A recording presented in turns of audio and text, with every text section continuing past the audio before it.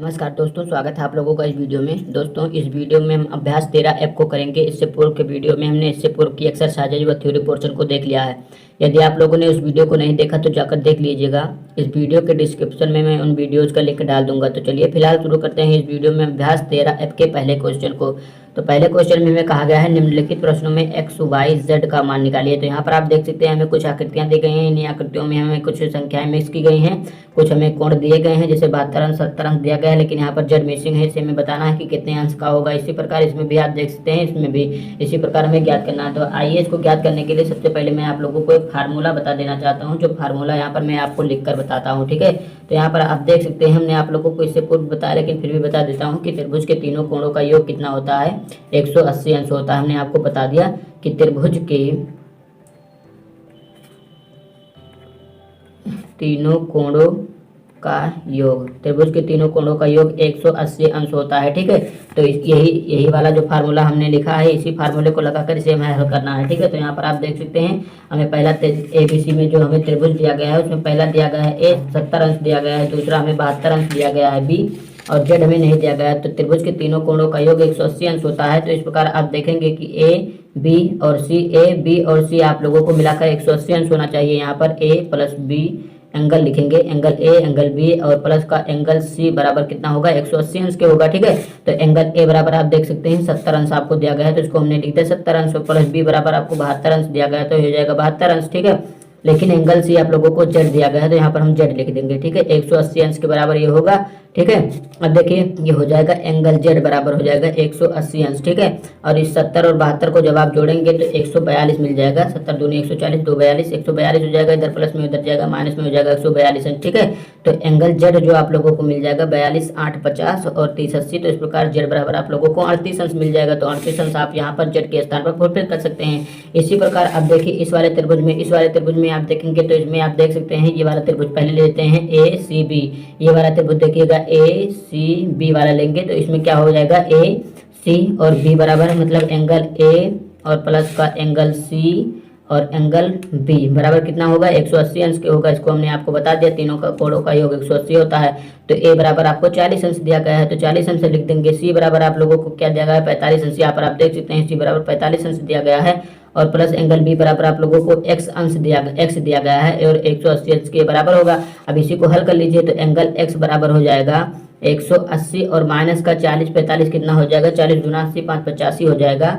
और ये जब इसको आप हल करेंगे तो x बराबर आपको कितना मिल जाएगा, 85 5 90 और 90 180 हो जाएगा। तो इस प्रकार आप लोगों को x बराबर 95 अंश मिल जाएगा। ठीक है, तो यहाँ पर आप 95 अंश फुलफिल कर सकते हैं। अब इसी प्रकार देखिए ACD वाले त्रिभुज में आप देख सकते हैं, तो ACD वाले त्रिभुज में देखेंगे तो एंगल A और प्लस एंगल C और प्लस का एंगल D कितना हो जाएगा, 180 अंश के होना चाहिए। ठीक है, तो एंगल A आपको यहाँ पर देखिए 50 अंश दिया गया है, इधर वाला एंगल A 50 अंश दिया गया है, एंगल C आप लोगों को y दिया गया है, तो यहाँ पर y लिख देंगे एंगल, और प्लस D बराबर 80 अंश दिया गया है, तो 80 लिख देंगे और बराबर 180 अंश के बराबर होगा ये।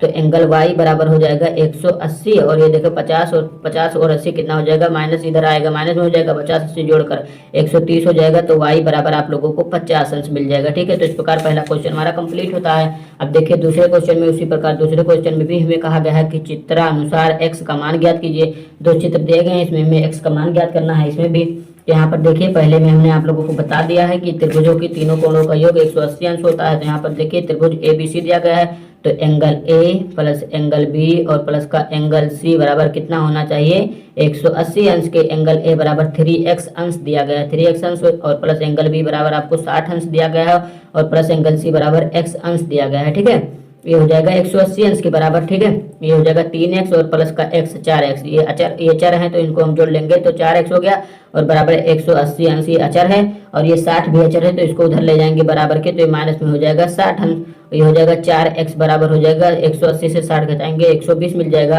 और 4x बराबर आपको कितना मिल जाएगा, 120। ये गुणा में उधर जाएगा, भाग में हो जाएगा 4 से इसको काटेंगे 3, तो इस प्रकार आप लोगों को 30 अंश मिल जाएगा। x बराबर 30 अंश मिल जाएगा आप लोगों को। तो ये कितना हो जाएगा, 30 का गुणा 3 में करेंगे तो 30 या 90 अंश ये हो जाएगा। ठीक है, और कितना हो जाएगा, 90 हो जाएगा, और ये 30 अंश हो जाएगा। इस प्रकार ये पूरा 180 अंश हो जाएगा। अब देखिए दूसरे में यहाँ पर एक नई थ्योरी लगेगी कि जो त्रिभुज के अंतः कोणों का योग जो होता है, त्रिभुज के अंतः कोणों का योग बाह्य कोण के योग के बराबर होता है। ठीक है, यहाँ पर ये बात याद रखिएगा कि त्रिभुज के अंतः कोणों का योग त्रिभुज के बाह्य कोणों के योग के बराबर होता है। ठीक है, तो यहाँ पर देखिए जो हमें दिया गया है ए और बी जोड़ेंगे तो आप लोगों का ये बाह्य कोण के बराबर होना चाहिए, यानी 115 अंश के बराबर होना चाहिए। तो ए बराबर आपको 2x अंश दिया गया है और बी बराबर आपको 3x अंश दिया गया है। इस प्रकार आपको 115 अंश आएगा। तो 3x 2x आपको 5x हो जाएगा, 5x बराबर 115 हो जाएगा और x बराबर कितना हो जाएगा 115/5। तो 115/5 जब आप करेंगे तो x बराबर आपको मिल जाएगा 23 अंश एक कोण का माप। ठीक है, अब देखिए तीसरे क्वेश्चन में भी हमें इसी प्रकार कुछ करना है। यहाँ पर में कहा गया है निम्नलिखित चित्र में एक्स वाई का मान ज्ञात कीजिए। दो चित्र दिए गए हैं, दोनों चित्रों में हमें एक्स वाई का मान ज्ञात करना है। तो आइए इसे भी देख लेते हैं कि इसमें एक्स वाई का मान हम कैसे ज्ञात करेंगे। ठीक है, तो यहाँ पर आप देख सकते हैं हमने जो आपको इस वाले क्वेश्चन में बताया था कि अंतः कोणों का योग बाह्य कोण के बराबर होता है, उसी प्रकार इसमें भी लगाएंगे। तो यहाँ पर देख सकते हैं अंतः कोणों का योग बाह्य कोण के योग के बराबर होगा। तो यहाँ पर आप देखेंगे पीछे हम लिखेंगे angle A plus angle B और बराबर होगा किसके बाह्य कोण यानी 107 अंश के। ठीक है, तो एंगल ए यहाँ पर हम नहीं लिखेंगे, एंगल बी एंगल सी लिखेंगे। तो यहाँ पर हम सी कर देते हैं। ठीक है, तो एंगल सी आपको x अंश दिया गया है, तो यहाँ पर हम लिख देंगे कि x अंश और प्लस का एंगल बी आपको 51, एंगल बी आपको x अंश दिया गया है, माफ कीजिएगा, एंगल बी आपको x अंश दिया गया है और सी आपको कितना दिया गया है, सी के बी के स्थान पर इसको लिख दे, सी के स्थान पर हम 51 अंश लिख देते हैं। ठीक है, 107 के बराबर होगा। तो इस प्रकार x बराबर कितना हो जाएगा 107 से 51 घटा देंगे आप लोगों को तो वही मिल जाएगा। ठीक है, तो x बराबर आप लोगों को मिल जाएगा लगभग 56 अंश। ठीक है, तो x बराबर आपको 56 अंश मिल गया। अब देखिए दूसरे में इस प्रकार दूसरे में करेंगे। यहाँ पर देखिएगा त्रिभुज आप लोगों को जो ये वाला दिया गया है इसमें 40 अंश ये है, 107 अंश ये है, x अंश ये दिया गया है। ठीक है, तो त्रिभुज के तीनों योग कोणों का योग 180 अंश होता है। तो ये वाला तीनों मिलकर 180 अंश होंगे, यानी कौन कौन सा 40 अंश और प्लस का 107 अंश और प्लस का ये वाला जो आपको दिया गया है x अंश बराबर होगा किसके 180 अंश, क्योंकि ये त्रिभुज के तीन कोण हैं। तो 40 हो जाएगा और कितना दिया गया है 107 अंश दिया गया है। तो 107 और 40 जोड़ेंगे तो आप लोगों को 147 मिल जाएगा और प्लस का x बराबर 180 अंश के होगा। ठीक है, और x बराबर कितना हो जाएगा, ये हो जाएगा 180 माइनस का 147 और ये हो जाएगा x बराबर 47 3 50 3 80। तो ये हो जाएगा 50 30 80, ये हो जाएगा x बराबर 33 अंश। तो यहाँ पर आपको x बराबर 33 अंश मिल जाएगा। तो यहाँ पर आप लिख लेंगे कि 33 अंश। ठीक है, अब देखिए आप लोगों को y का मान पूछा गया है, तो y का मान आप कैसे बताएंगे। तो यहाँ पर देखिए जो आपको दिख रही है सरल रेखा, हमने आप लोगों को बताया था कि सरल रेखा पर 180 अंश का कोण बनता है। ठीक है, एक सरल रेखा पर। तो इस प्रकार सरल रेखा पर ये वाला कोण ये वाला कोण ये वाला कोण मिलकर 180 अंश का कोण बनाएंगे। तो इस प्रकार आप लिखेंगे कि जो आपको यहाँ मिला है 33 अंश मिल गया है x का मान, तो 33 अंश और प्लस का ये वाला कोण कितना दिया गया है 65 अंश आपको दिया गया है और प्लस y बराबर होगा किसके बराबर होगा 180 अंश, क्योंकि ये एक सरल रेखा है। ठीक है, तो 180 अंश के बराबर होगा। तो यहाँ पर देखिए 33 और 65 को आप जोड़ेंगे तो 5 3 8 हो जाएगा और 6 3 9 98 आपको मिल जाएगा और प्लस का y बराबर होगा 180 अंश के। ठीक है, तो y बराबर हो जाएगा 180 और माइनस का 98 हो जाएगा। तो इस प्रकार आपको यहाँ पर कितना मिल जाएगा, y बराबर मिल जाएगा 98 200 और 80 2 82। यहाँ पर y बराबर आप लोगों को 82 अंश का कोण मिल जाएगा। तो अब देखिए चौथे क्वेश्चन को, यहाँ पर आप देख सकते हैं चौथे में कहा गया है त्रिभुज ABC में b बराबर 72 अंश c बराबर 64 अंश a को ज्ञात कीजिए। तो यहाँ पर एक त्रिभुज ऐसे रेंडमली हम बना लेते हैं, मतलब कोई नाप नहीं दिया गया हमें। तो ABC हम बना लेते हैं, इसको a मानते हैं, इसको b मानते हैं, इसको c मानते हैं। तो यहाँ पर हमें कुछ कोण दिए गए हैं, जैसे कि हमें यहाँ पर b 72 अंश दिया गया है, तो यहाँ पर हम b बराबर 72 अंश लिख लेंगे। ठीक है, और आप लोगों को c 64 अंश दिया गया है, तो c 64 अंश दिया गया है और ये नहीं हमें दिया गया है तो इसको हम x मान लेंगे, ये हमें पूछा गया। ठीक है, तो त्रिभुज के तीनों कोणों का योग 180 अंश के बराबर होता है। तो इस प्रकार आप देखेंगे b बराबर कितना दिया गया है 72 अंश दिया गया है, c बराबर 64 अंश दिया गया है और प्लस a बराबर आपको x अंश दिया गया है, बराबर 180 अंश के बराबर होंगे ये ना।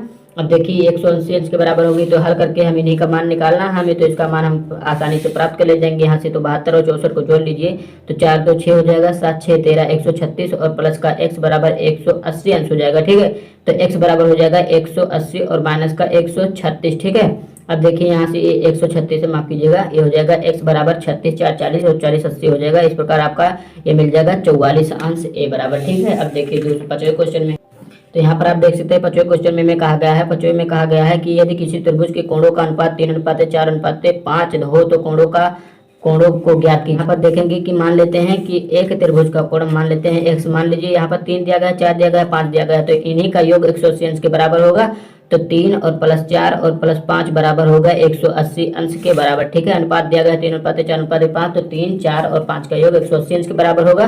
तो ये हो जाएगा 5 4 9 3 12 हो जाएगा, 12 बराबर हो जाएगा 180 अंश के। ठीक है, तो 1 बराबर किसके होगा 180 और बटे 12 हो जाएगा। तो 12 एकम 12 बच जाएगा 60, 12 पंचे 60, तो 15 अंश आ जाएगा 1 बराबर।